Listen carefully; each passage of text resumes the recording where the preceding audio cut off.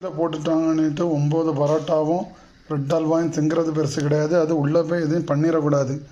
அதுக்கு முக்கியமாக கரெக்டாக ரெமெடி எடுத்துடணும். இம்மிடியட்டாக பார்த்தீங்களா, 1க்கு 2 ப்ரோபயோட்டிக் வெட்டி உள்ளே போடணும். சும்மாலாம் இருந்தாக்கி இந்த இரத்த குழாய்களுக்குள்ளே என்ன படிஞ்சிடும், கண்ணா பின்னான்னு ஊற்றணும். இதெல்லாம் இந்த ஆளு கான்சன்ட்ரேட்லாம் கணக்கு இல்லாமல் ஊற்றி குடித்தாதான் ஒன்றும் செய்யாது. சும்மா அப்படியே இருந்தால் அவ்வளோதான். அப்புறம் என்ன பண்ணும், ஃபைபர் எங்கள் பரோட்டாவில் ஃபைபராக இருக்குது, வெறும் மைதா தான் இருக்குது.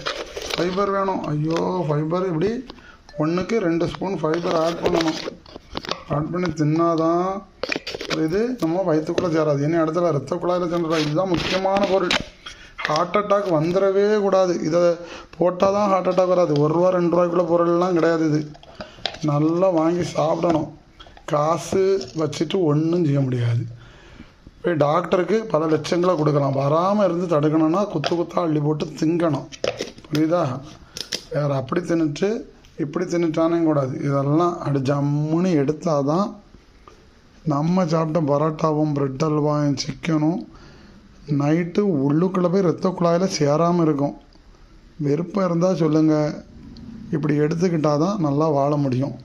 முடியலைன்னா ஒன்றும் பிரச்சனை இல்லை. ஹாஸ்பிட்டல் இருக்குது, டாக்டர் இருக்கிறாங்க. வாழ்த்துக்கள்.